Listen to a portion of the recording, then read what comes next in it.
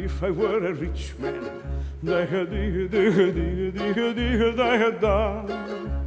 All day long I'd biddy bum if I were a wealthy Welcome to man. week 2 of Foundations of Algorithms, where we answer the question, what if? And soon you too will know how to do this in your own code. So as we previewed at the end of last lecture, we're going to start to need control structures. These give you the ability to manipulate logic in your program, and we've already previewed this by talking a little bit about relational operators. That is, are two things equal to each other? Is one greater than the other? Is one less than the other? Or are two things not equal to each other? But just because you can compare them doesn't mean that your program can act on that, and that's where we introduce if statements. Now, given that all of you are coming into this class with some programming experience, we're not going to dwell overly long on how to actually think about if statements. However, given that the syntax for C is new, we will do a little bit of that with at least one example. So if-else in C.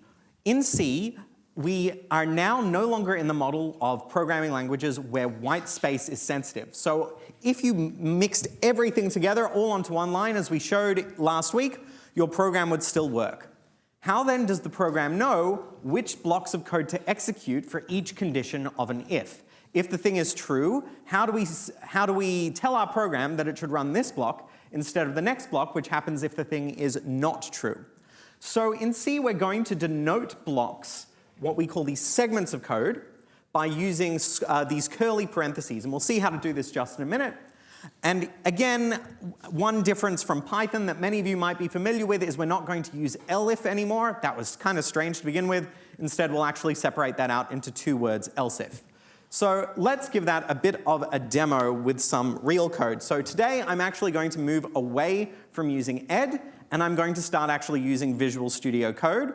As you go throughout the course, you'll also want to make that progression as we go along, because for the projects, ed is not going to be as effective as programming on your own computer. So we've gone through week 1 using ed to get our hello world set up, and now you can start to use your own computers.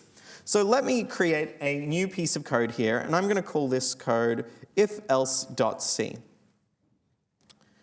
And it's going to complain for some strange reason, but we're going to go ahead with it anyway. So the bit of code that I am going to write today is to check how large the class is. So let me start off.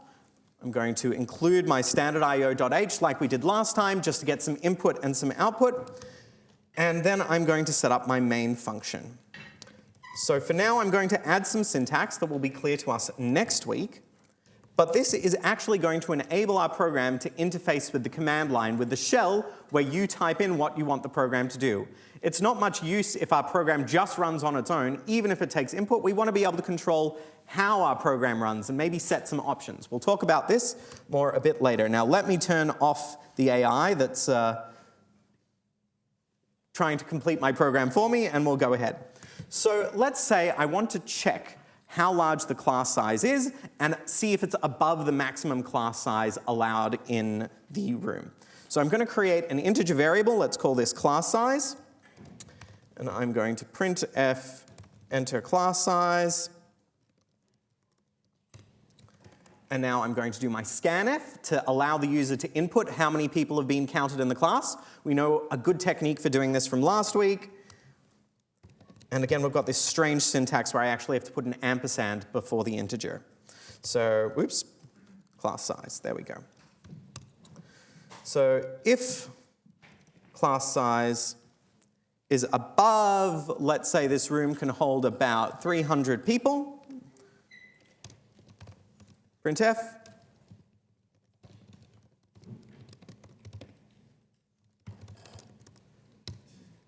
And let's do an else.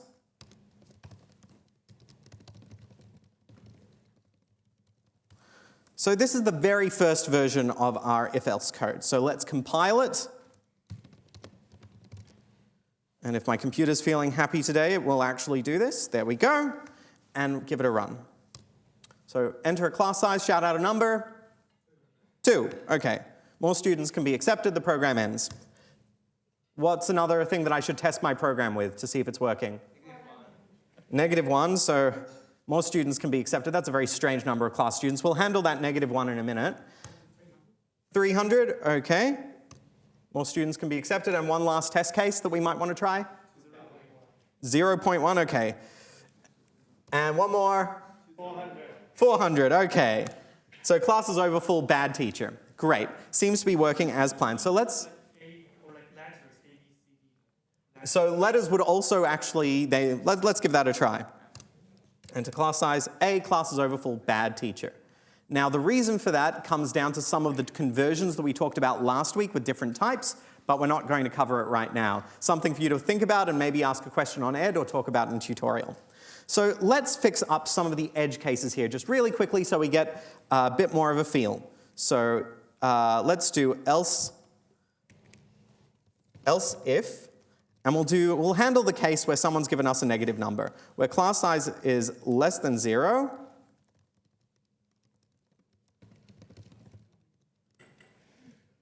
Okay, you are a bad user. So that solves, what have I forgotten? Someone tell me? Semicolon, okay. So there we go, printf, you are a bad user. Now, so now let's add one more case. I'll give this one a try quickly. Okay, it's still not gonna work. Let me do class size -1. Something's broken, what have I forgotten this time? I ran the program again, what did I forget to do? Compile it, yeah. Oh, the handheld mics are missing. Oh. We'll deal without them today. No plug on that. Okay, we'll handle it. If I'm gonna get an extended thing for someone in the class, maybe I'll run up with a little microphone today. Okay, so I forgot to compile it. Let's compile it again.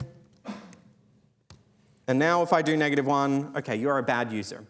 Now we're gonna do something that might seem a little curious. For those of you who have some more extensive programming experience, you might be able to spot the bug immediately. So if you know because you programmed before, don't give it away. So let's say I want to check if the room is exactly full. So we shouldn't let anyone else in. So let's do else if class size equals 300. Printf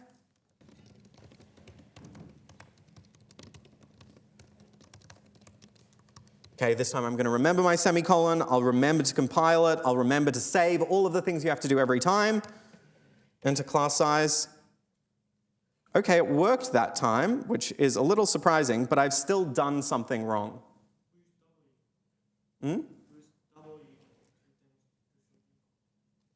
Use W? Yeah, so that's the mistake that I've made, but you shouldn't have given it away next time. It's okay. So the problem here is that I've used a single equal sign, and single equal sign in C is not actually doing a comparison. It's doing an assignment. So it's setting class size equal to 300. But yet it still worked for some reason. So let me try something different. Let's say that I set this to 0, is exactly empty, instead of having that else there. Now let's see what happens. Okay, now it's suddenly giving me some warnings. Let's ignore them. The compiler doesn't know what it's talking about, does it? It's not helpful. Okay, let's give it a run. Enter class size 0. Okay, now that's mysterious. Now nothing happens. Okay, so as we said before, double equals is for comparison, single equals is for assignment. Yet how does that explain this behavior here? So one thing, and I'm just going to tell you this straight out, that C does that's really weird, is assignment actually has a result. So if I tell you set the variable x to 5, what's the result of that? Yes, Rebecca? So you might think that it would be true, but C is even stranger than that. The result of that in C is actually 5. C returns what you did, what you assigned, as the result of the assignment. So if we were to actually imagine what the compiler is going to return, what our program is going to return when we write class size equals 0, the result of class size equals 0 is 0. The result of class size equals 300 is 300. Now the other thing that happens in C is all numbers that are non-zero evaluate to true, and all the ones that are exactly 0, that being 0, evaluate to false. And so what was happening when we set class size equal to 0 is this was like writing false in there. Only earlier versions of C don't actually have that false keyword, so it would have been like writing 0, and writing 0 is equivalent to false. So this was if class is bigger than 300, it's not bigger than 300. That false branch obviously won't run, and then the class size is not less than 0. And so overall, we get something that doesn't work at all. It doesn't produce any result. So that's another one of the big gotchas in C. Now, one other thing that we might want to talk a little bit about is the idea of special casing. Now, special casing is a tool which, when used wisely, is good and important in your code, but when used badly is actually dangerous and a sign of what we'll call code smell, which means that your code is a little stinky, something seems a little off. It might work, it might run, but something about it just doesn't feel right to us as programmers. So another example of code smell might be when you repeat a chunk of code over and over and over, and yet are doing something that's substantively similar. When you see code being repeated like that, it probably means that you need to package your code up into a function or something similar like that so that you can reuse your code and are not copying and pasting all the time. Because not only that is it annoying to type out, when you want to make a change, then you'd have to change everything all over. So back to special casing. Special casing is where we have a whole bunch of if-else statements, and we're going to have each individual statement corresponding to something very particular. So that might be a sign that maybe we should do something more generic, but it could also be a sign that we actually are in an environment where this special case is necessary. So thinking about the way that time progresses, the way that the calendar progresses, what might a useful and important special case be? And we'll take someone new who hasn't spoken in class before. So what about the calendar might lend itself to special cases where we might have a whole bunch of ifs and elses? So what do you mean by switch? Tell me a little more. Okay, don't think about C. Think about the calendar. What's complicated about figuring out what day it is and or what date it is? What's complicated about that? Different number of days in a month. What are some other complicated things about it? What happened this year? Leap year. And what's the rule for a leap year? 366 days, and how often do they happen? Except every 100, and there are more rules that I've honestly forgotten. Yeah, Adam? unless the year is a multiple of 400. Yeah. Unless the year is a multiple of 400. So we are going to do a little demo of how a special case for this might work. So let's write a program that tells us how many days into the year we are. So if it's January 1st, we are 1 day into the year. If it's January 10th, we are 10 days into the year. If it is February 1st, we are how many days into the year? Anya? 32, yes, because January is 31 days and we have one more on the end. So that would take us to 32 days. Okay, so let's start our code again. It's going to look something similar to what we had before. So I'm just going to copy this chunk of code and start my new program. And we'll call this program daynum.c. Okay, there's my normal code. We're going to return 0.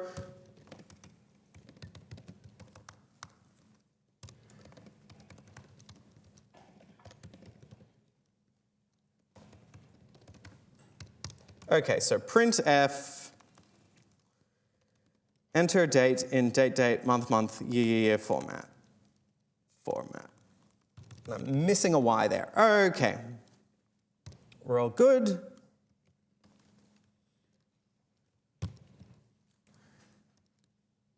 So we're doing something new with scanf this time. We're actually asking the user to enter in 3 numbers in this specified format.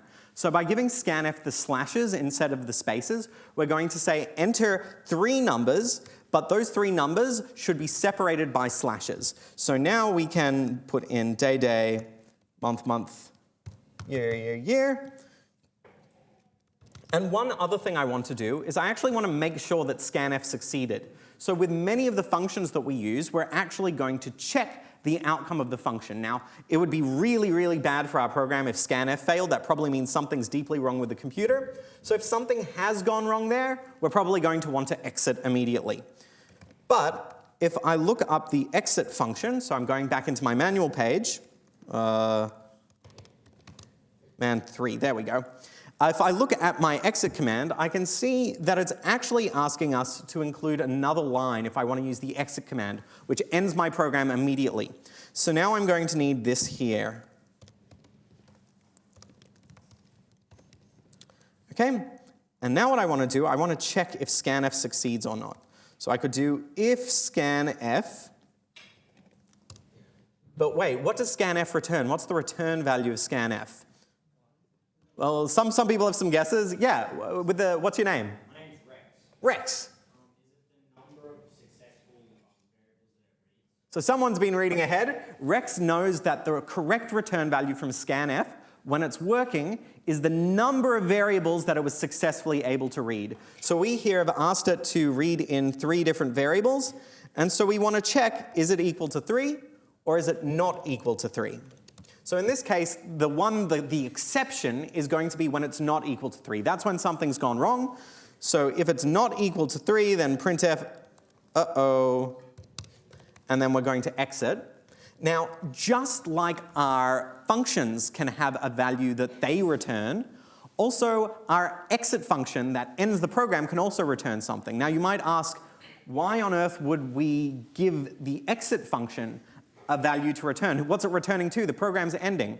Well, it turns out your program is being executed in the scope of the larger computer, in the scope of the operating system, and remember, in the scope of the shell, which is the program that we use to run our program. And so the shell might want to know, has the program finished successfully, or it hasn't not finished successfully? So by returning an exit 1 here, we're actually saying that something's gone wrong, because a 0 means everything's all good, and any number other than 0 indicates something's gone wrong. Now, of course, you can write a manual that says, well, if it's exit 1, that means scanf failed. If it's exit 2, that means printf failed, and so on and so forth. But that's getting a little more sophisticated than we want to get to today. The only other feature I will point out here so far is that when our program has run successfully, at the end we're returning 0. And because this is the main function, it's kind of just like calling exit. So when the program finishes, it'll hit that last return 0, and the shell will see that the program has finished successfully. Okay, so now we've read in our user input as we're used to, but now we're going to need to start do our special casing. So what is the length of February? Well, the length of February is going to be 28 days plus, well, if the year is a multiple of 4, remember we saw the modulo operator last week, so this is if it divides by 4 and the result of that is 0, that means there's no remainder when you divide it by 4, which means it is divisible by 4. So if the year is divisible by 4, and, so this is going to get complicated a little fast, and the year is not divisible by 100, or the year is divisible by 400. Man, this rule's getting complex. Then just execute that line. Now, what have I missed? I have an extra 0, 4,000. That's a little too many years. Now, the reason this is going to work is because in C, true and false actually have numerical values. So true is going to be 1 and false is going to be 0 when you evaluate a logical condition. So the outcome of a logical comparison is either 1 or 0, and that's what we're doing here. We're doing these logical comparisons. Is this thing equal? What happens when we combine that with an AND? Well, the result is still going to be a 1 and a 0. As we follow this chain of logic through, this whole thing is going to produce either a 1 or a 0. So we've in fact managed to do an if-else, like a kind of a special case thing, without ever actually writing if or else. Okay, so moving on, we now have the correct number of days in February, and let's start off with day num equals the current day of the month, and then we'll add to that, because if it's the 17th of February, well, we have to already be at least up to day number 17. So let's start with that, and now we're going to introduce something new. Oh, okay, we haven't quite covered this yet, have we? So this is an exciting thing. We're now going to have to go through all the months of the year one by one and figure out how many days are in each of the months that have already passed. And we'll add them up together, and once we add the days from all the months that have already completed and the month that's currently in progress, then we'll actually be able to figure out how many days have elapsed in the year so far. So we'll get back to finishing this program in just a minute. But for the time being, let's just print the very start of it and see how many days there are in February. So printf, and I'm going to printf days in February. Days in Feb. And let's do length of Feb. And I'll add a new line character there with my /n. And this is called daynum.c. Now we know we're in a leap year this year, or at least hopefully all of you realize that we had an extra day this year. So let's run our program and let's put in a date, 30th of the 3rd, 2024. And we can see there were 29 days in February this year. So far, so good. But we now want to actually move to our new concept. And this is going to be loops, which is what we'll use to achieve iteration. That is going through a set of things until we've exhausted the set. Now, in C, we're going to work primarily with two kinds of loops. There is a third kind, but you can read more about that in the book. And these are for loops and while loops. The way a while loop works is it has a guard, a statement that it checks every time, is this statement true, is this statement false? If the statement is true, it does the stuff inside the curly brackets. If the guard is false, then it terminates and moves on with the rest of the program. Now, the for loop is the interesting one that we're going to talk about a little here. But the question is, why do we have these in the first place? Well, it is actually possible to write a program without loops, but you'd end up manually writing your code over as many times as you need in order to achieve the outcome. So for example, if you wanted to check all the numbers between 1 and 100 to see which one is prime, which ones are prime, sorry, you would need to copy your if statement 100 times and check, is 1 true, is 1 prime, is 2 prime, is 3 prime, is 4 prime, is 5 prime, etc., etc. So iteration is a powerful tool that's actually going to allow us to abstract away some of the details. Now this word abstraction is going to be one that I'll come back to a lot, and this is the idea of hiding certain parts of a problem for us so that we don't need to worry about them. So we don't want to worry about how to generate the if statement for every individual case. We just want to be able to package it up and run it in a loop. So how do these for loops work? The way a for loop works is through a set of different steps that we'll go through in code just in a minute. But the basic idea is that there are 3 key parts to a for loop. The first is the initialization step. This lets you set up the loop. So you can make anything that you want to happen at the very, very beginning before the loop has even begun. That's going to be the initialization step. Next is the condition. This is the statement that gets checked every time the loop's about to start another round. If this statement is true, the loop goes for it again. If this statement is false, well, the loop stops right there. And then the last, at least from this diagram, is updation, or updating. I'm not sure what the correct word is actually there. But the idea is at the end of every time the loop goes around, you might want to make a change to what's happening. So for example, if we want to count all the way from 1 to 10, we might start in our initialization step counting at 0, so set a variable equal to 0. Every time that the loop is about to start again, we want to check, is our counter less than 10? And then every time at the end of the loop, we're going to want to increase the counter by 1. So we started at 0, the loop runs, now we increase it by 1. Is 1 bigger than 10? No, okay, run it again. Now we're at the end of the loop, increase 1 by 1, well that's 2, etc., etc. So let's actually do this in our code. Let's do first a simple example, and then we'll get to a more complicated example by finishing off our daynum code. So let me open this one directly. So here is an example. Ooh, there we go. So here is an example of a basic for loop. So in this time, I'm going to have 2 variables, and I'm actually going to nest a loop inside a loop. But for the time being, let's comment out our inner loop and just start with the outer loop. So I have our outer for loop, and I'm going to just start off with a counter variable. Let's call it I. Start I is 0. As long as I is less than n times, increase I. Now notice something's kind of interesting here. N times I've written all in capitals, which is just a convention. It's something that people have agreed on for what we call a hash define, which is a fancy way of saying we're asking the compiler to do a find and replace every time it sees this thing. Now the syntax for a hash define for this find and replace syntax is at the top of your code file. You write the pound symbol and then define. then the name of the thing you want the compiler to replace, and then what you want to replace it by. And the reason we might do one of these funky find replaces is to avoid what we call magic numbers in our code. Now, these are numbers that don't seem to have any particular explanation, but are being set as a matter of convention, or to set a limit for the program, or that you might want to change in multiple parts of the program all at once without actually being a variable. Because when this program runs, we're never actually going to change n times over the course. We're going to change the counter variable. N times is just like a fundamental idea about what we want our program to do.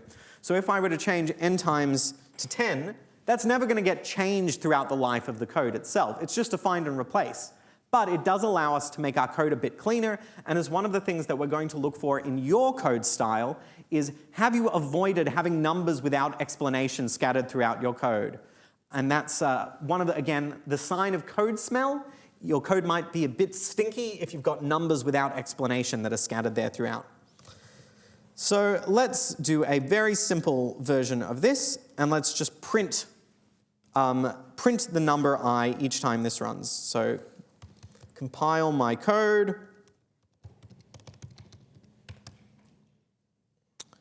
I've made a mistake. What's my mistake? What have I forgotten? What was your name? Sadman. I have gotten your name at least once before. Okay, so I actually forgot to tell printf what it was I wanted it to print, and that was a real mistake. Okay, oh, that's daynum. Let's run for loop 2. Here we go, it prints. Okay, so all of you guys are pretty advanced already, so I'm going to actually go back to what this was before. Oh, there we go. And I'm going to now uncomment the inner loop. And what this is going to do is there is some code that's going to run, the code inside is going to run each time the code outside goes through another iteration. But what does the code inside do? It itself does more iterations. So let's say we're on iteration 0, the first time our loop has run. Our inside loop over here is also going to run a number of times. And how many times will that be? Well, let's say that I is 0, well, j is 0, while j is less than 0. Okay, that's not even going to run.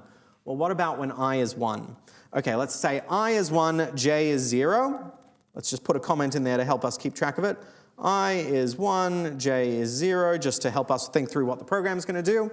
Well, now j starts off at 0 and goes up until it hits 1. So this is going to run just one time. So the first time when I is 1, j is going to go from 0 and then stop at 1. Now when I is 2, j is going to start at 0 and go to 2. Now when I is 3, j is going to start at 0 and go to 3. Okay, you get the idea. Let's give it a run and actually see what the output of our code is.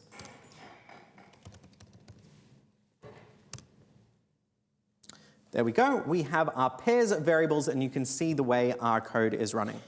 So that is mostly all I'm going to give you about for loops in C, with an additional twist, in that C does give us 2 powerful keywords, 2 additional words that we can use to control the behavior of loops.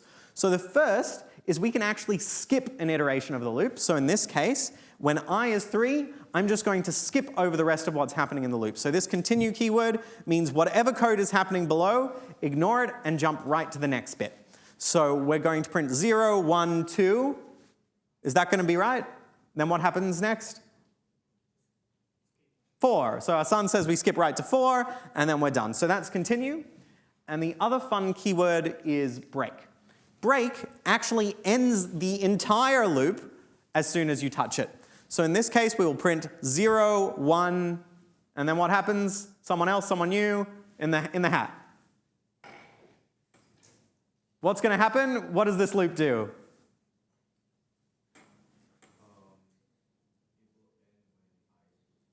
Yep, so what will it print? What will we see on screen?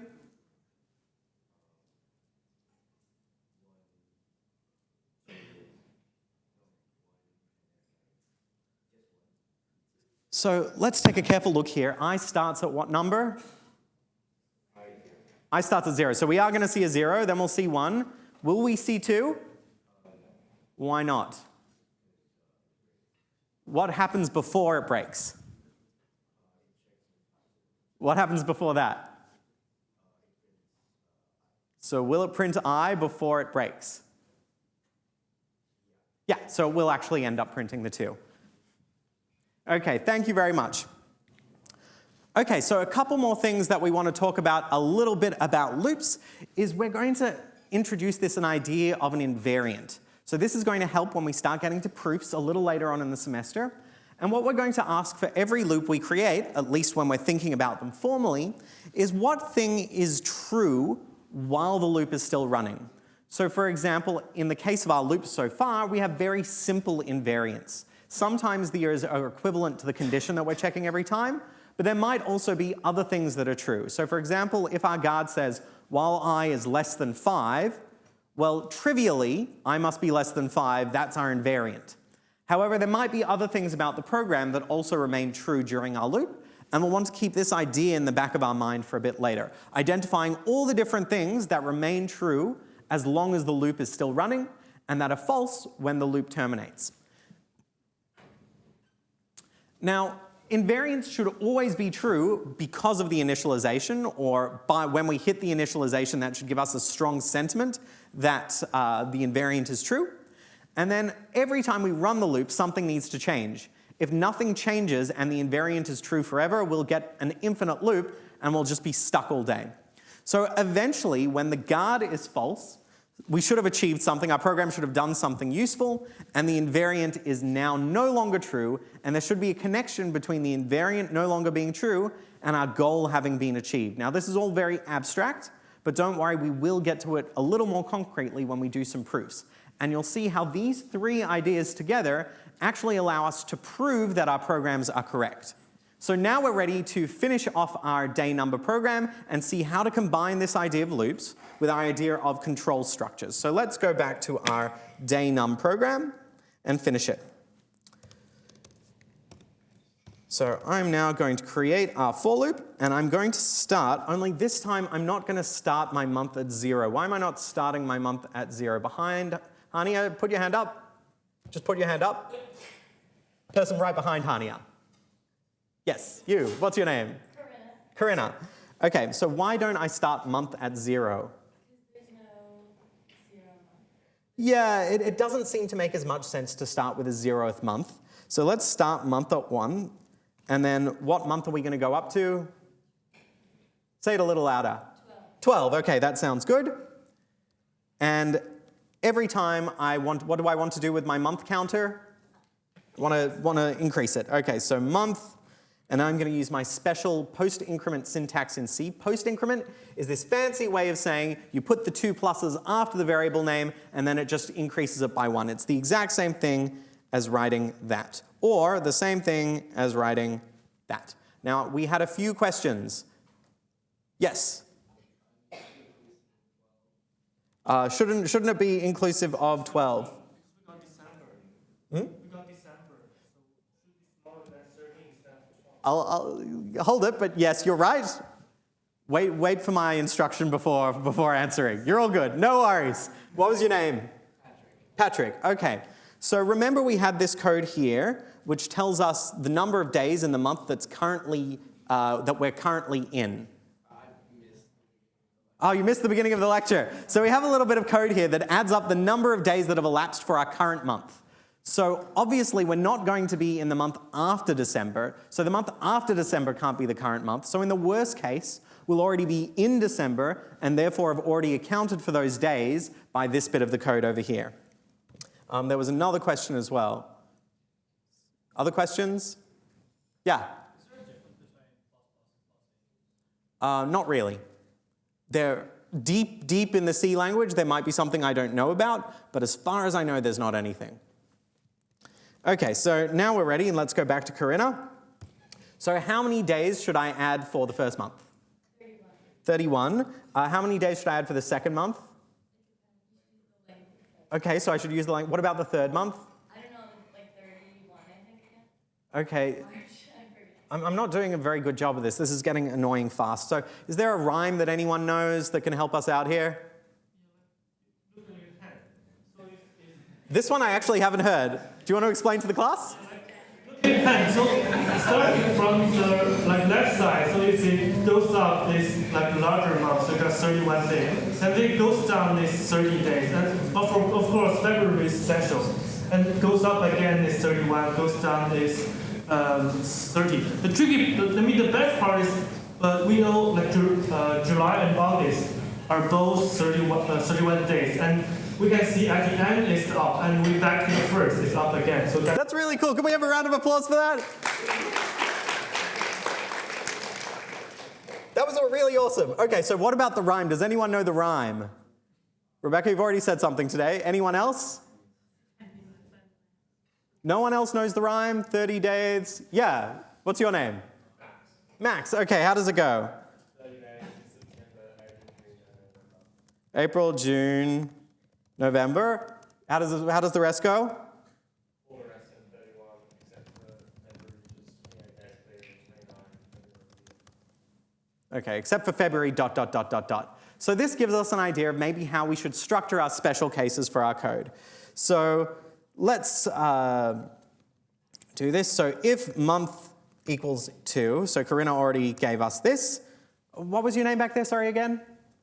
Max, okay. So Corinna said if the month is February, well, we should add to the number of days in the year so far just the length of Feb. Okay, let's do that. Else if, okay, now let's go to our rhyme. If month is 4, or month is 6, or month is 9, or, there we go, or month equals 11, day num plus equals 30, and all the rest, day num plus equals 31. Now, we're done with our loop. We've found a way to add the right number of days for every month. Let's printf 02D.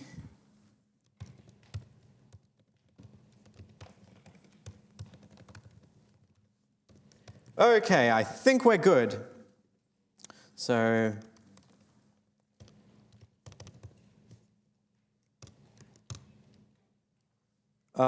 except, what have I forgotten again? I've forgotten my variables. Thank you, Corinna. It was good paying attention. Okay, so day, month, year. I think it's 043. I don't know who she was. Oh, that is also a mistake. Thank you. And let's give it a run. And what is the date today? That's not a hard question. Come on. 7th of March, 2024. And Corinna, your accent is wearing on me. I said March. Okay, so I have made some mistake here because we are not the 342nd day in the year. So now we have to hunt through our code to see where I've screwed up. So Max has pointed out that I made a big mistake here, and I iterated through all the months in the year. Now, we shouldn't iterate through all the months in the year. We should only iterate through the months of the year up until the month prior to the current month. So actually what I should have done here is while month is less than the current month. Thank you very much. I would have been stuck on that for ages. Okay, and now we should get it. Let me clean this up a tiny bit, and I'll compile it one more time. Enter date, so it was the 7th of the 3rd, 2024. And there we go, day number 67. And a round of applause for Max while I take some water. So one last thing I want us to cover while we're talking a bit about loops is something that you'll be required to do so often that even though conceptually you already have the building blocks to do it, I want to just show you an example. And this is reading an input from the user in a loop so that you can get input over and over and over and over. And this is probably something that you're going to do at least in your first assignment. So let me start a new piece of code, and I'm going to call this one read loop. And I'll include, and I'm including a new library this time as well, standard lib.h. So we're slowly starting to include all these different headers, which are going to contain lots of useful functions for us. So int main, and I'm going to copy this mysterious syntax from my prior one. Have my nice return 0. And what this piece of code is aimed to do is it's aimed to read in a bunch of numbers from the user and just tell us which is the largest number the user typed in. So int next and max, these are going to be my 3 variables. So I'm going to want to keep track of the current maximum number as well as what the user has just typed in.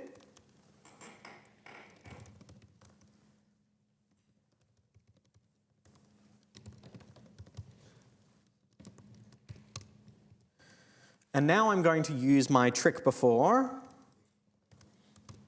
where I check the return value from scanf to see whether it was successful or not. So if scanf, and I want to read in an integer, equal 1.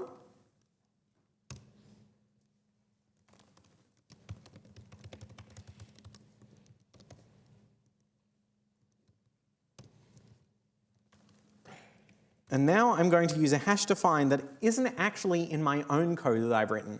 There's this special one, exit failure, and if I mouse over in Visual Studio Code, it's going to tell me what the hash define is. Now, if you've got a nice program to write your C programs in, it will do something like this for you. And you can see that the find replace going on here is just converting exit failure into 1.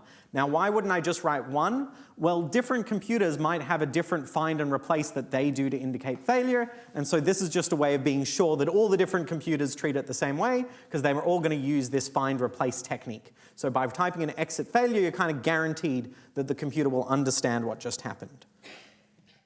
And it thinks there's a mistake on this line. What does it think it is? I have a comma missing. Thank you. OK, there we go. OK, so this is going to make sure that we have entered at least one value correctly. N equals 1, that's the number of numbers that I've entered. And max equals next. So this is just my setup code. So if the user has only entered in one number, that one number is by definition the largest number they've entered so far. Now we're going to give them the opportunity to enter more and more numbers, and when they press Control-D on the keyboard, that'll tell the computer that the user is not intending on entering any more input, and that it should move to the next bit of code. And this is also something that you might ask, like, why isn't my code stopping? Well, you might have forgotten to press Control-D inside a loop that's waiting for user input, and this will help you break out of that loop. OK, so now let's do a while loop. So while scanf,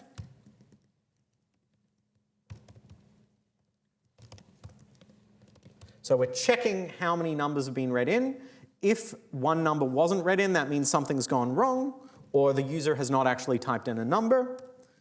So if next is bigger than max, max equals next, and then we're just going to increment n. So this is essentially checking, is the number that the user just entered bigger than the biggest number we've seen so far? If it is, the biggest number should be reset to what the user just typed in and increment our count of how many have been typed in. Let's print out the result quickly.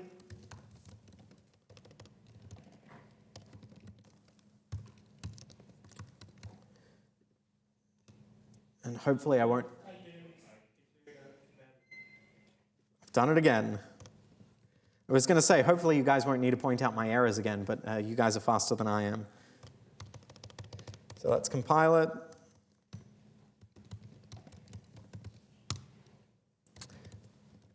And let me just type in a few numbers. So 3.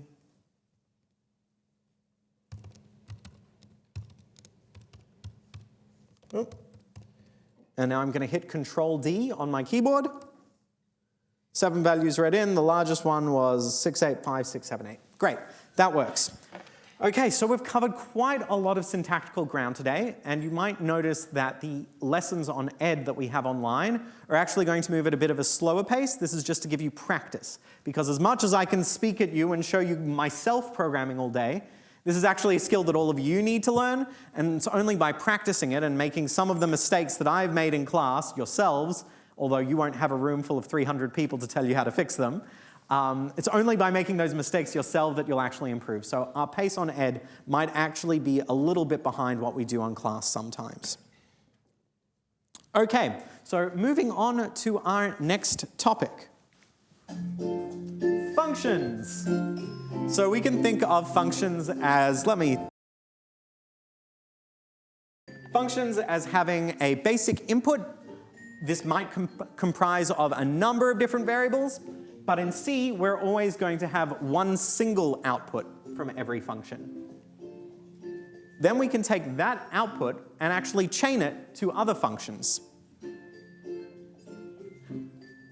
So we can feed that output from our first function into a second function. So if we have f of ab, we can then feed that into g, and then we get g of f of ab.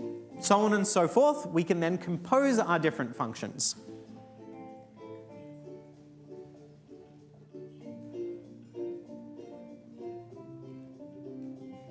So our function syntax is going to look like this. The very first thing we're going to write is the type of the output. So in this case, our function is going to output a character type. Our function name is the thing that comes next, so this was the function f. And then our two inputs are going to be inside the parentheses here. So this takes in an integer a and let's say a float b, and that's the syntax we'll use for that. To indicate that we're writing the body of our function, we will open a block, a code block, with a curly parens, write what the contents of the function are in the middle, and then at the bottom, close it off with a curly paren. And that is the play school version of functions. So let's go through a couple of function facts. We'll do a couple of demos, and then you'll be all set through, I think, chapters like 1 to 4 of the book already, which is pretty exciting. We're making excellent progress. So functions are, okay, I'm not even going to say that one. That's too dad joke even for me. Okay, fine, I had to put in a second dad joke too. Okay, let's get to something a little more serious. We need to know a bit of language that I'm going to use in order to make sense of some of what I'm saying. So let's say that the function that runs the other function, let's call that the caller. If I am the one running the function, I am the caller. Yeah, I know that was confusing. I'm going to say it again. So the thing that made the function run is the caller. That's the place where it came from. The function that is being run is the callee. So if I'm the one doing the action, if I'm the one executing the function, I'm the caller. The function itself is the callee. A function is going to terminate when either it reaches the end of the code in its block, or if it hits a return statement, it's going to finish up and give that value back to the caller as soon as it hits that return.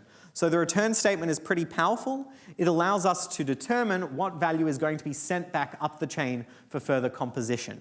So if we have f and g and we want to run g of f, the return statement is going to decide what the output of that function f is. When a function finishes, control returns to the caller. Now, what does that mean?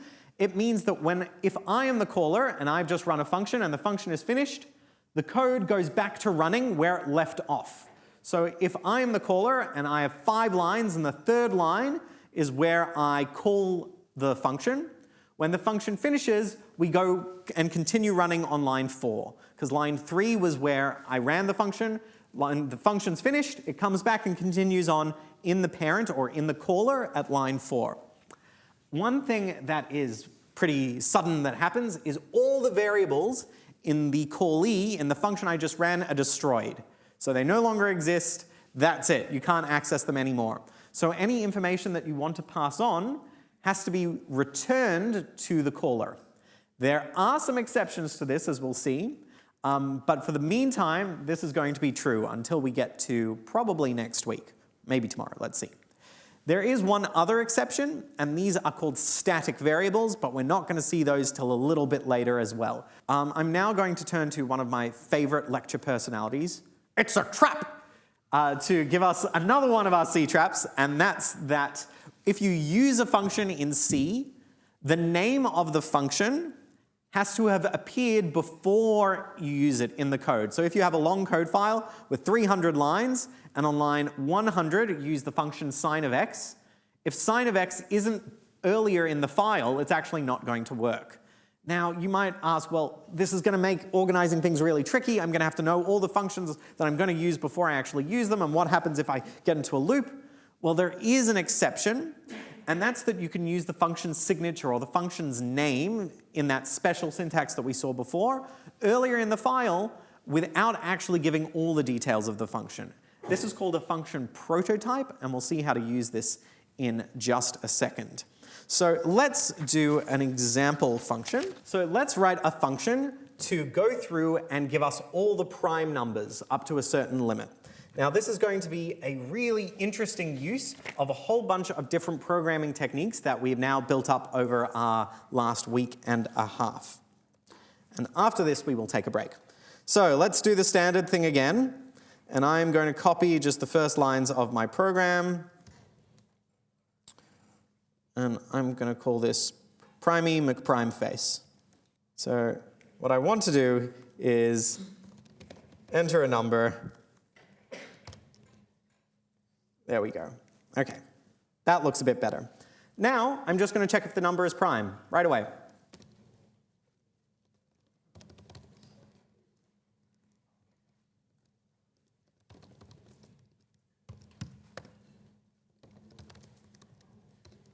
And then we're going to have our else, so printf is not prime.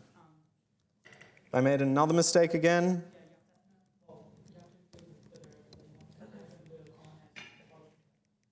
Where?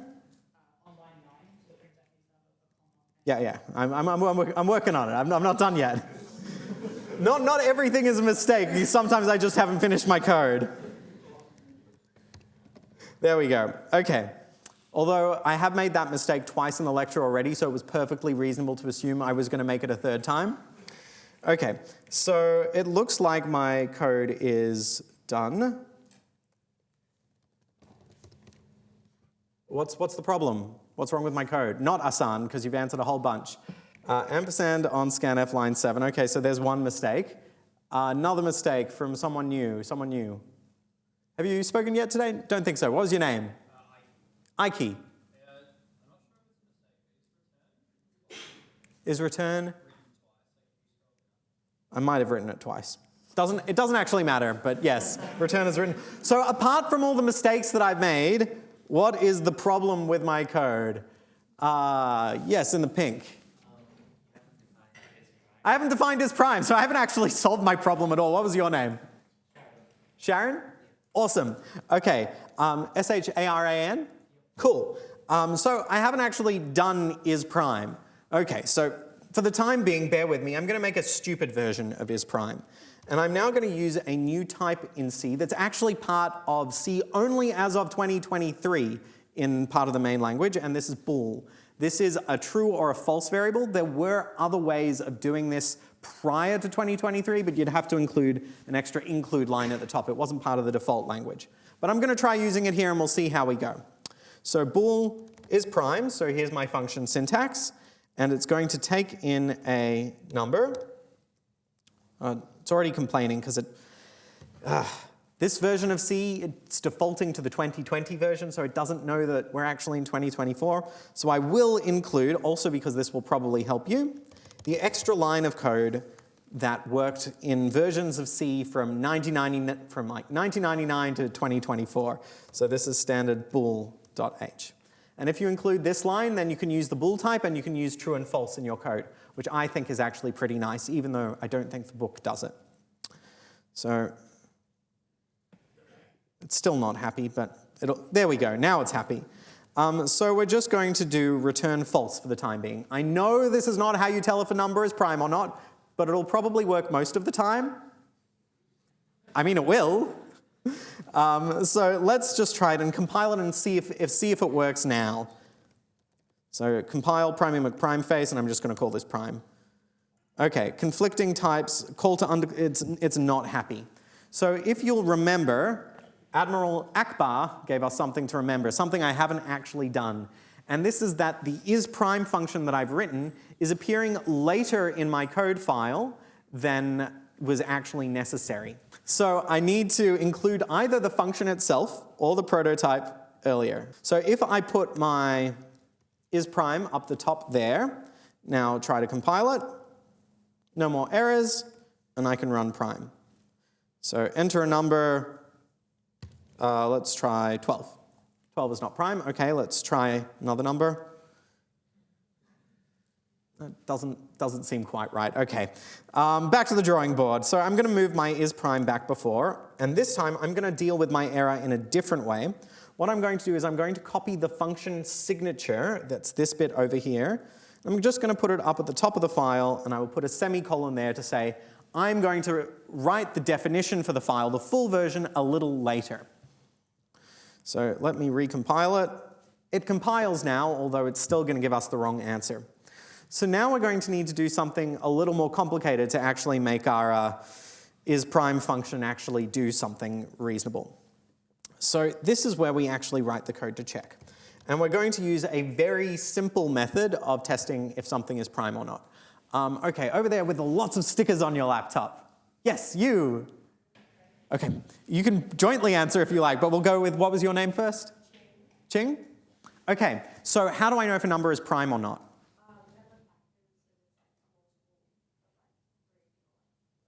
So all of the factors, it can't be divisible by any of its factors. How do we find its factors? Say a bit louder, it's divisible. Okay, so let's say I start with the number 4. How do I find all the factors of the number 4? Well, you just knew that. Let's say I'm the computer, I don't know yet. So is 4 divisible by 1?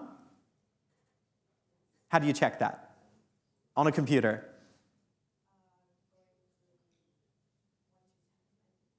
Well, if I want to check if 4 is divisible by 1.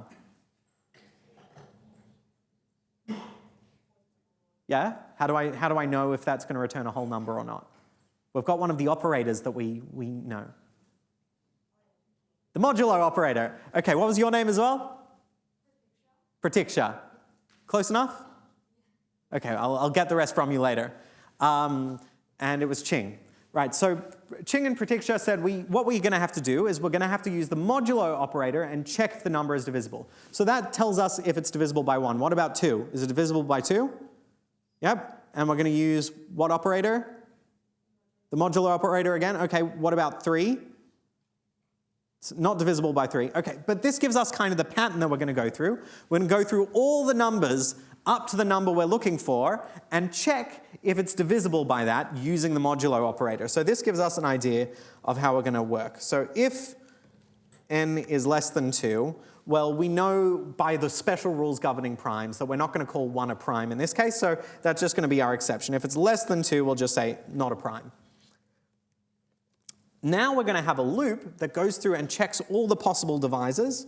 So for divisor equals 2, divisor by divisor n, and I'll explain this in a minute. And then we're going to have the code that Pratiksha, let me say your name again so I can get it right. Say the whole thing for me. Pratiksha. Yeah. I think that was closer.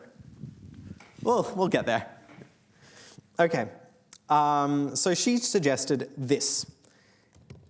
If you try using the modulo operator, and it does divide even, it divides in a way such that there's no remainder left over, that means it's divisible by that, then you have found a factor. If you have found a factor, well, the number obviously isn't prime, so let's, instead of returning 0, let's return false, because we've now made this function a bool function. Now what we want to do is we want to go through all the possible divisors, and if none of the divisors hit this return line, well then it must be prime. And so if by the very fact that we've gotten to this bottom point without hitting that return false, that means by definition it must be prime because none of the things turned out to actually be divisors. So this actually ends up being not that complicated to do. So now let's run our function. Let's try 7. 7 is prime. Let's do 12. 12 is not prime. Okay, we've got our code there, and let's do one more little bit. We'll get to you in a minute. Let's do one more little bit to expand what our program does before we take a short break and hear from some of our student societies. It's going to be a bit of a short break today because we're trying to get through a little bit of extra content before I sadly leave you for 2 weeks. You can cry now. 2 weeks? What's happening in 2 weeks? I'm going to an education conference in the US. I thought we were having holidays or something. I mean, you can have a holiday, but you might end badly for you if you come back after 2 weeks. Okay, so now I actually want to do what I said we were going to do before, which is to look for the next prime. And to look for the next prime, we're going to use composition. We have a function that can already tell us if a given number is prime. Well, to find the next prime, all we do is iterate, going higher and higher and higher and higher, and checking to see is the new number that we're up to one of the prime ones. So let's go ahead and do that. So I'm going to write int next prime, because the goal of this is to return the number that is the next prime. Call this int n.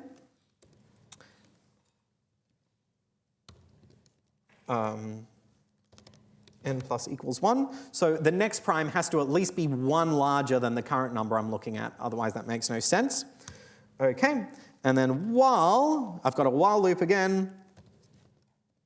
So while is prime equals false is the same as while not is prime. They're the same thing. So I could equivalently write this. There are 3 ways that I could write that. But I'm just going to stick that not symbol out the front because that's nice and quick to write. I'm going to, if the next number that I've gotten to is still false, increment again, try the next one, try the next one, try the next one.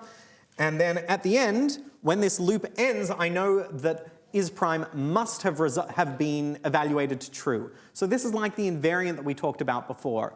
As long as we're inside the loop, is prime is false. The loop only ends if is prime is true. Therefore, n must be prime on termination of the loop, which means at this point I can just return n. Now let's go up. And I will print the next prime here. This Mac keyboard is too small.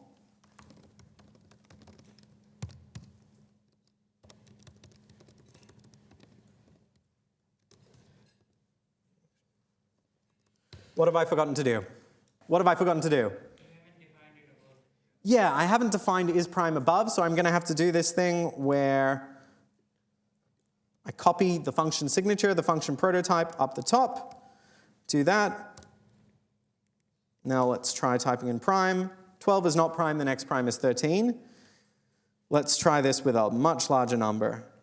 Okay, it's still working. Let's try it with an even bigger number. Still working. So this is actually a good thing. It means our code is efficient enough to work on these smaller numbers. But it turns out that looking for primes is actually one of these really big challenges, both in mathematics and in computation. So as our numbers get larger, our algorithm is going to be really inefficient. There is one thing that I still haven't explained to you, and then we'll take our break. And that is the loop bounds over here. So I have this mysterious thing where I'm only letting the divisor go up to, I'm checking here, is the divisor squared less than the number that I'm looking for? Why am I doing this? Max? Yeah, factor can't be more than the square root of n, or else we already would have found it by definition. So with that, we're going to take a short break and hear from some of our student groups, and before returning on to some new material. So take a stretch, enjoy the announcements, and I will see you again in a few minutes. And we're going to take probably a 5 to 10 minute break. It's not going to be very long this time. Okay, coming straight back to you out of central casting, which is an old English expression that maybe some of you at least have heard, we're going to talk for a tiny, tiny little bit about how to convert variables in C. Now, you might remember one of the issues that we keep having, some of you have commented online already, that, you know, my variable types are giving me issues, how do I convert between them? So there are a few ways, and we're going to talk about 2 of the different ways just very, very quickly. So the first of these is explicit casting. This is when you tell the compiler explicitly, hey, I want you to convert the variable of this type into a variable of another type. Now there's a catch in that C doesn't actually do a conversion. What it does is a reinterpretation. So let's say that you are trying to convert a long, which is an integer that has, let's say, at least 64 bits, into an integer. And you tell C, hey, convert this long into an integer. If you do it the naive way, what's going to happen is it'll just chop it in half and take only 32 bits. Because obviously, if your number takes up more room than 32 bits, it's not going to be able to fit in an integer. So C, if you're stupid, does allow you, or not if you're stupid, if you're acting in an inadvisable way, let's put it that way, does allow you to shoot yourself in the foot by doing these types of conversions that don't actually work. So be very, very careful when converting types. It is an important skill, and you do need to do it in multiple places, but make sure you're doing it in a way where it's actually going to work. So how do we actually, what's the syntax for doing this kind of conversion? So the syntax is relatively simple. Let's say I have a float y, let's say I have an int 3, and I want to convert it into a float. Well, what I can do is I can print f, this is just an example where I'm going to use it, and what I can do is I can write the word float next to the variable name. So let's put this in an actual program. And get rid of my old next prime stuff. Now you'll note here that I've included some extra headers that I'm not actually using. This is bad practice. You should only include the headers you actually need. However, your code will work if you include extra ones, and you probably won't even get a compiler warning. So let's try this one really quickly. Oop.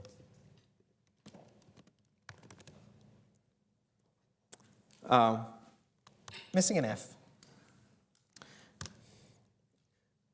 So you shouldn't be surprised if even if I'm making all these mistakes when I'm standing in front of you, you should probably be expecting to make at least as many mistakes as I do when I'm standing up here. So now let's try running our casting program. And you can see that we have actually successfully converted our integer to a float. So this is called explicit casting, because we've very clearly told our compiler, hey, I want you to convert the variable of this type into a variable of another type. And so to do it, we just cast, we put the desired type in parentheses along with the name of the type inside there. So now we have a short quiz, and I'm going to give everyone 1 minute to just think about the answer to each of these while I write the code so we can actually see the answers. So think about what the outcome of this chunk of code on the screen would be, and I will type it in, and we will find out soon. And assuming that I haven't made any typos, which we know is never a guarantee. Okay, so I've got one warning. Let's see what happens. Okay, so for the first one, I've done L on M, but you'll remember from last time, L on M are both integers, so I've done integer division here, and even though I'm trying to print a float, I'm getting the wrong outcome. Now, after that, all the other three of these were all valid ways of doing casting. In these two, on lines 12 and 13, I've done an explicit cast, and then on line 14, I've done an implicit cast. So this is where I do divide an integer by what looks like another float, and we talked a bit about this last time, that when you divide an integer by a float, C is automatically going to do this casting behavior for you and cast the outcome to a float to make it work. So it does actually work, but it's also good practice to explicitly write out in the code what you're doing such that you don't make any mistakes.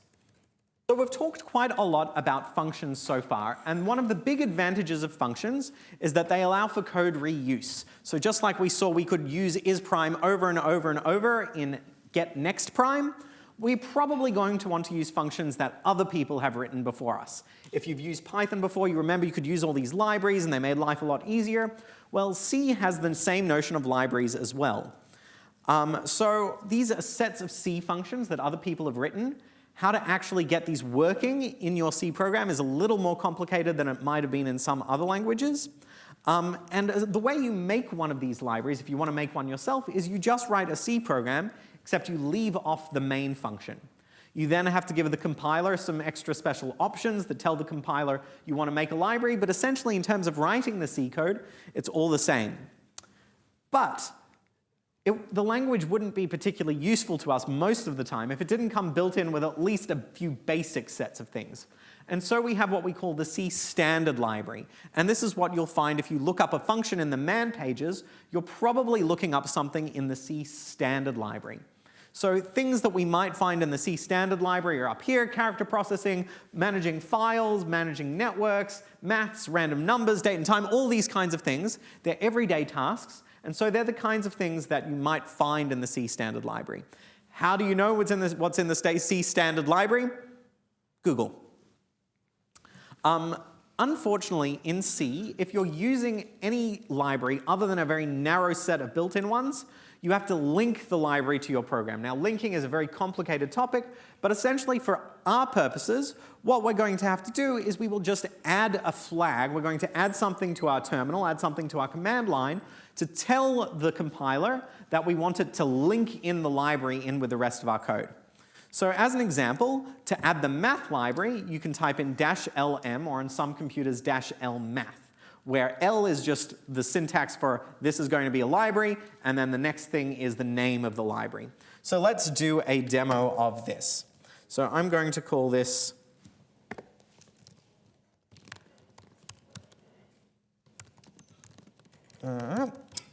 and I will have my standard lines of code. And now let's say I want to use the function sine, like in trigonometry. So I will look up the sine function. I will see it says include math.h.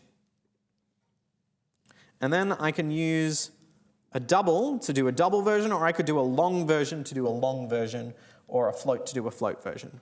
So let's include my main. There's the mysterious syntax again, which we're still not quite ready for.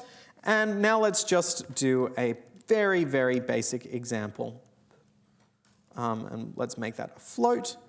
And I'm going to try and get it to do the sine of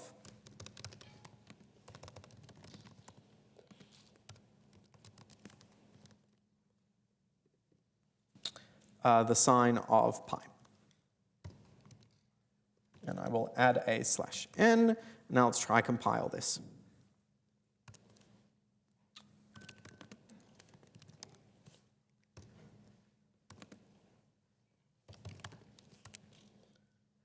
So it did actually work in this instance without having to give it the -l flag for math.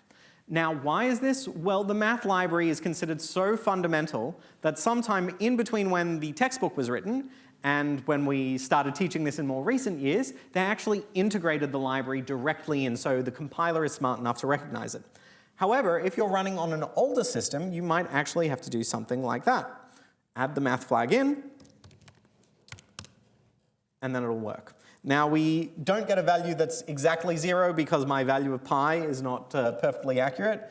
But if we type in, I think it's this value, m_pi, that is a built-in constant for pi that's inside the math library. So if you do include math.h, then I can use a built-in hash define for pi, and you can see what it expands to. So let's try that again.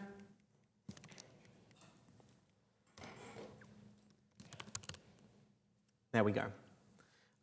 Now let's just open a function, a file that Alistair prepared earlier. You can see you've got all these different functions, basic mathematical things you can use. This is just my message to encourage you to go and check out different libraries. Okay, so now we've covered pretty much all we need to know about the basic syntax, and we're ready to start on with some problem solving. So as a warm-up, let's go back to this idea of recursion that hopefully many of you have seen at least once. So let's start with our warm-up, which is trying to compute the triangular numbers. So triangular numbers are any number that enables you to build a number of balls that fits in this configuration. So for example, 1 ball kind of fits in a triangle, 1's an exception, but 3 definitely you can arrange the balls in a triangle perfectly in this way. 6 you can do, 10 you can do, 15 you can do, 21 you can do.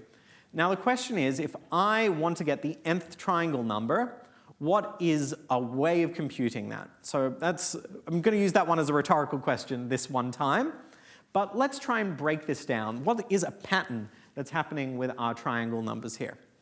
Well, we can see that for every time we go to the next triangle number, What we're doing is we are adding the number for the ith triangle number, we're going to add eyeballs to the bottom of the row, assuming that we've adjusted for starting at 1 and not starting at 0. So when I equals 1, we start at 1. When I equals 2, we add 2 balls at the bottom. When I equals 3, we add 3 balls at the bottom. So that's one way of thinking about this problem. But there are other ways of thinking about this problem as well. So for example, you can think about, we can go from the 6th one, and how do we compute the 6th triangle number? Well, if we know the 5th triangle number, we just add 6 to that.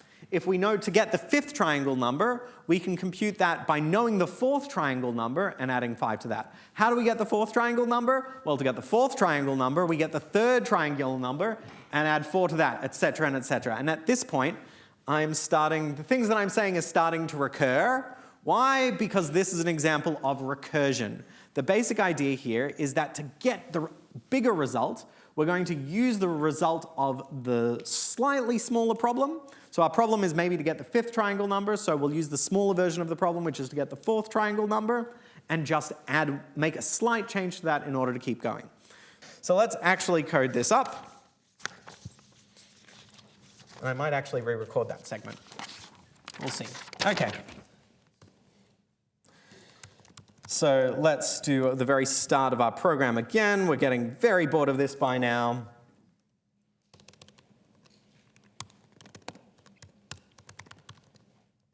And you know what? I'm going to just set n as a hash define this time. So let's say we want to compute the 5th triangle number.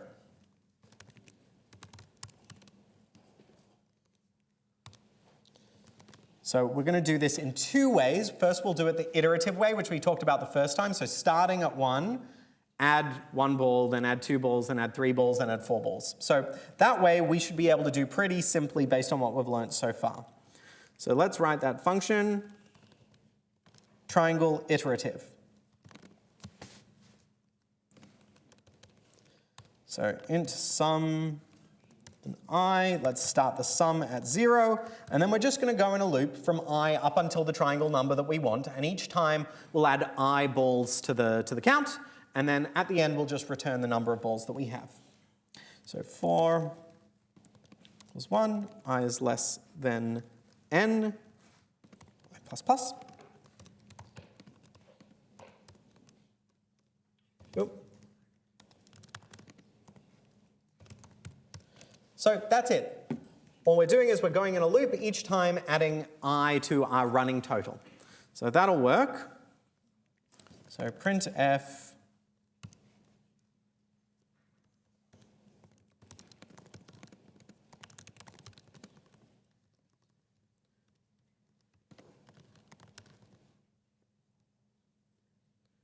and I've done something stupid there. One thing that is a little dangerous that I've actually done here is I have a capital N and a lowercase n, so I'm actually going to change that to be less confusing.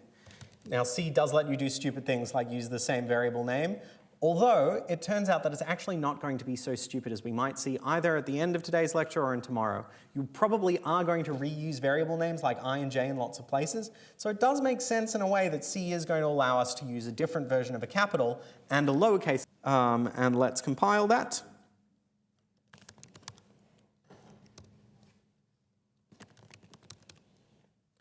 What have I forgotten?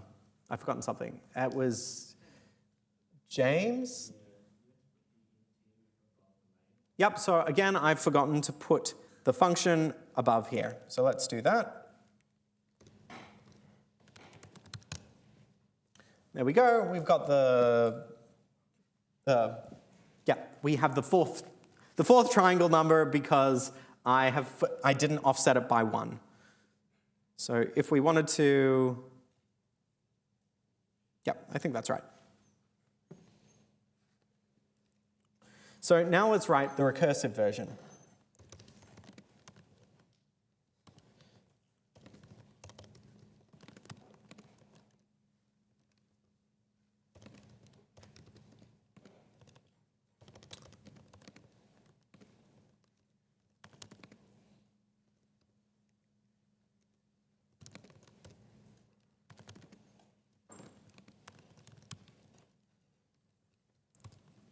So in order to write a recursive function, we're going to need a few critical pieces. The first of these is that we're actually going to need the recursion itself. So this is where we tell the function, hey, go back and use the same function that you are. So in this case, I have a function that solves the problem to figure out what the nth triangle number is. But to figure out the nth triangle number, we need to figure out the nth minus 1th triangle number. So that's our recursive call. Go get for me the nth minus 1 triangle number. That's what we're doing here. And in order to figure out the next triangle number, just add x to it. So you can imagine this is the same as saying f of 5 equals f of 4 plus 5. And that's not C syntax, that's just maths. Right? So solve the version of the problem for the easier thing, and then add 5 to that, because 5 is what we're actually up to. We also have to have a base case, because this process, if we keep doing it, so let's say to solve the problem for 5, we need to solve the problem for 4. To solve the problem for 4, we need to solve for 3. For 3, we need to solve for 2. For 2, we need to solve for 1.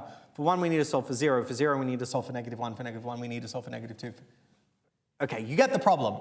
So I need to be able to tell the program, actually, where should it stop? I need to give it actually the answer to one size of the problem, and in this case, the problem that we know the answer to is 0. And if we know the 0th one, then we can solve the first one, we can solve second, we can solve third, fourth, fifth, sixth, etc. And that's what we have here. We say a special case, if x is 0, just return 0. Otherwise, add x to the version of the problem that's just a little bit smaller.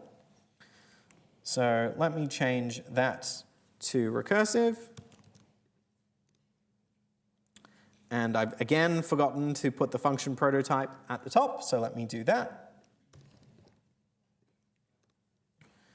Now if I run triangle, I get the same thing, but with an off by 1 error, because I was stopping 1 short because I didn't have a less than or equal sign there. That's my mistake. Okay, that explains the earlier confusion. What was your name? Rex. We had another Rex, didn't we? No, it was a Max. Max and Rex were the two people who spotted my errors. Okay, so now if I go back to my iterative one, we should get the same result. There we go. There's my 15. Okay, that explains that off by 1 error. Thank you very much. Can we have a round of applause for Rex for that? Okay, so recursive functions are actually a little difficult to kind of get your head around, and it does just take practice. However, identifying both the base case and the recursive case and making sure that you're always doing those two things is a helpful way of addressing it. Now, I am going to tell our teaching fellows in class to try and go over recursion a little bit to make you a little more comfortable. There are lots of ways of visualizing it that can help. So on that topic, let's do one visualization of this process that might help make it a little bit clearer. So this is what was actually happening inside the computer when I was running my recursive version. So let's say that I'm trying to get the third triangle number. And this is over here, the third triangle number. So to get the third triangle number, I have to get the second triangle number and add 3 to it. Now, how do I do that? Well, the computer says, you've already told me how to do trec, and so I'm just going to do that again. And what's actually happening inside the computer is it's going to make another copy of the variables and all the information it needs to run the trec function. And we're going to call this a stack frame for reasons that will become clear pretty soon. So we're going to add one of these stack frames on top, putting them on top of each other like a stack. And this stack is going to have the old trec 3 at the bottom, because that's what we were in the middle of. And that's where we were paused at this trec 2 stage. And on top of that, we're going to try solve trec 2. What is trec 2 doing? It's adding 2 to trec 1. But how do we do trec 1? Well, let's add another stack frame on top of our stack. Okay, this is trec 1 now at the top of our stack. And to do trec 1, well, we need 1 plus trec 0. What do? We add another stack frame to the top of our stack. And this time it's our special base case. So the answer for that one is just return 0. Okay, so we now pass 0 back here. So 0 plus 1 is 1. 1 plus 2 is 3. 3 plus 3 is 6.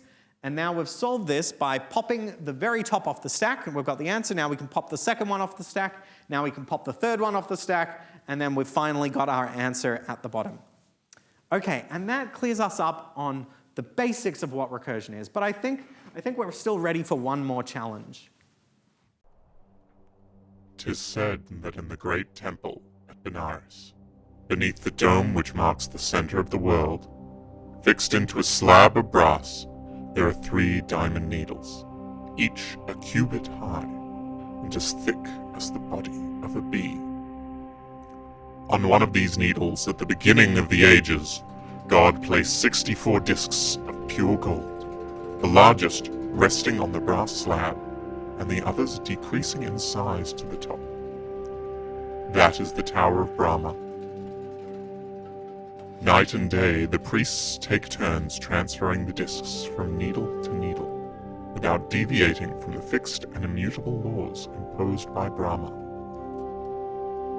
The priest may move only 1 disc at a time, and he must place this disc only on a free needle or on top of a larger disc. When in strict accordance with these rules, the 64 discs have been transferred from the needle on which God placed them to one of the other needles, Tower and Brahmins will crumble to dust, and the world itself will cease to exist.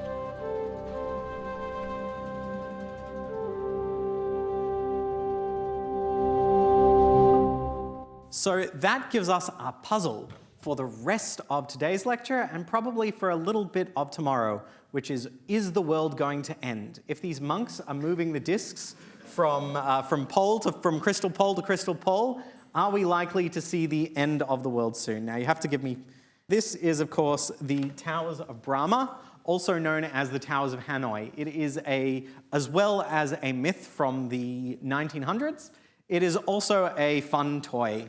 And so this is what the toy looks like. It's a puzzle game, often played by kids. You'll have these discs of different sizes on poles, and the goal is to get all the discs from one pole to another pole without violating the rule that you can't place a larger disc on top of a smaller disc. So you can see someone playing the game over there.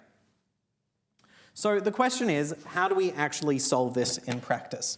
And with the time remaining for us, and we might actually run just a handful of minutes over. If you have to leave early, that's okay, just to take a stab at solving this problem. So I am going to pick a victim from the audience, but you will get a Foundations of Algorithms t-shirt if you are the victim for today. Can't be someone I've already picked on, so put up your hands. So Ryan, normally I'd come to you, but today because we don't have our runaround microphones, you're going to have to speak into this thing here. Okay, so let's play. And I have a version of the Towers of Hanoi pre-prepared for us. Once the internet allows it to load. There we go. Okay, and let's see if this brings it up. There we go. Okay, so here we have our puzzle. We have our 4 rings over there, and you can look at it over here and give me some instructions. And we have 3 poles A, B, and C. And our goal is to get all our discs from A to C. So Ryan, your very special job today is to instruct me on how to move the discs. And you can give me instructions of like, move a disc from A to B, move a disc from A to C, and take it away. But you're going to have to speak really loud, like get your best theater voice on so that everyone can hear you. And we'll move the microphone as close to you as possible. Go for it. Tell me what to do. We can move A to C. Okay, A, let me tighten this up a little. I'm going to move A to C.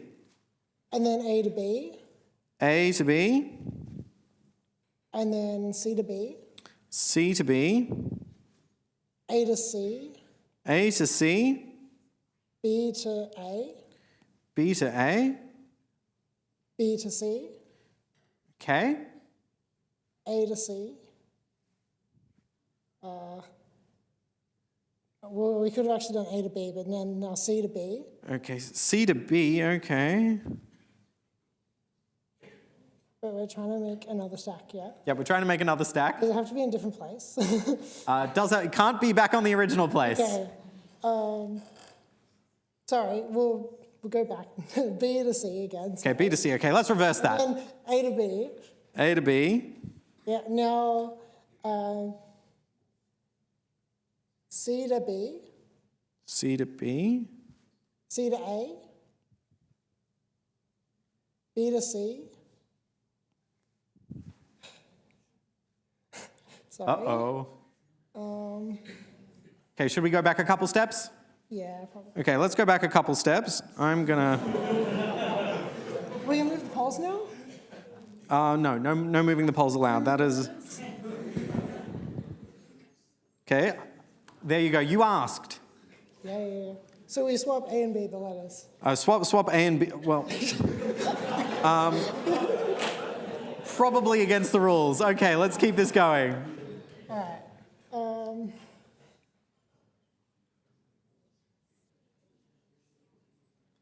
Okay, so here is a bit of a hint. What we've just done is we've moved 3 rings successfully onto a new ring.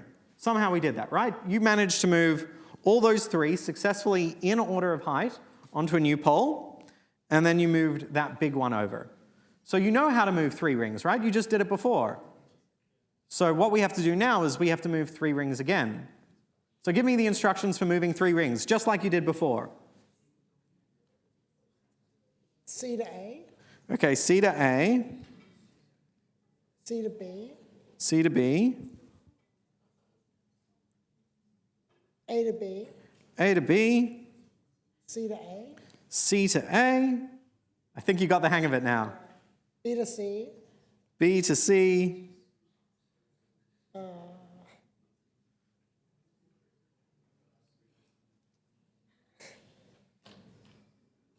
sorry. Almost there. Okay, does someone else want to help? It was Ryan, right? Yeah. Someone else want to help Ryan out? Okay, someone new in the blonde. What was your name? Jake, you want to come down and help him out? Incompetent physicist, you know. You like That's it. okay. Everyone's got to start problem solving somewhere. Well, we'll give a round of applause after Nat. Don't worry, I've got them in mind. Okay. All right, so B to A, B to A, and now we move C to A. Sorry. Yeah. C to A, Now we go B to C, B to C, and then now we move A to C, A to C, and then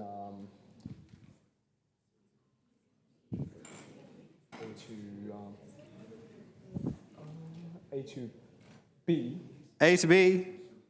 and then C to A. Oh, wait, Well, C to A, are you sure about that one? C to B, okay. I'm glad all of you are following along there. Okay, we're almost there. and then A to C. A to C. Ryan, do you want to finish it off for us? No, you might as well. Come on. And then B to A, B to A, yeah. And then B to C, B to C. Ooh. Pole to C, okay, B to C. And finally, Ryan, give us the last one at least. A to C. A to C. And can we have a giant round of applause? What's your name again? Jay. For Jay and Ryan, thank you so much. Half a t-shirt each. Half a t-shirt each. We'll figure something out. Okay, so the hint that I actually gave partway was kind of critical to solving this problem. And that's the intuition that if we can solve the problem for k minus, well, there we go. If we can solve the puzzle for k minus 1 rings, then we can solve it for k rings. If we can solve the puzzle when we only have to move 3 from one place to another, then we can solve it when we have to move 4 from one place to another. Let's look at that one more time, and that'll be kind of the last thing we talk about today, and then we'll save the code demo for tomorrow. So let me move away the 4th disk. We'll reset it. And now, let's say I give you the instruction to solve the problem again. And you don't know how to do it. So let's do a simpler version of the problem, just for thought experiment. Let's solve the problem for 3 disks. Actually, no, you guys don't know how to solve the 3-disk problem. Okay, let's solve it for the 2-disk problem. Still too hard? Fine, okay. Solve it for the 1-disk problem. Okay, how do we solve the 1-disk problem? move it, okay, A to C. Now let's, instead of doing A to C, let's say we're going to solve the small problem a little bit differently. We're just going to move it to B. Okay, so let's solve the simple problem for A to B. Now I can say I'm pretty confident that all of you know how to solve the one disk problem. So now let's do the two disk problem. Okay, so to solve the two disk problem, we want to still, let's say this is the real time. This is for real, so we want to move them from A to C. And to move them all from A to C, well, what we can first do is move the one disk, the pile on top, to B. Then we move the bottom disk onto C, because we know how to solve the one disk problem. And now let's solve the one disk problem again. Solve one disk from B to C. Okay, good, good, good. Okay, so now let's solve it with 3 disks. So you've already said you know how to solve the 2 disk problem. So I'm going to fast forward and let's just solve the 2 disk problem on speed. And I'm going to solve it moving 2 disks from A to B. Okay, so I'm just going to cheat because we've already said we know how to solve that one. So I've cheated and moved the 2 disk problem from A to B. Now let's move the biggest one onto C. And you've already, yeah, you're telling me you know how to solve the 2 disk problem? Okay, let's go ahead and do that. Speed run it, solving the 2 disk problem from B to C. Okay, now you guys are pretty good at this. So hopefully, I'm going to add the 4th disk back. So how do we solve the 4th disk problem? Well, let's solve the problem for 3 disks, because you just showed me this 3 disk solution. So let's solve the 3 disk solution, but let's move them onto pole B. So solving the 3 disk version onto pole B. I know we can do this because we just did it 2 seconds ago. Then let's move the biggest disk over, and now let's solve the 3 disk problem once more, but this time from B to C.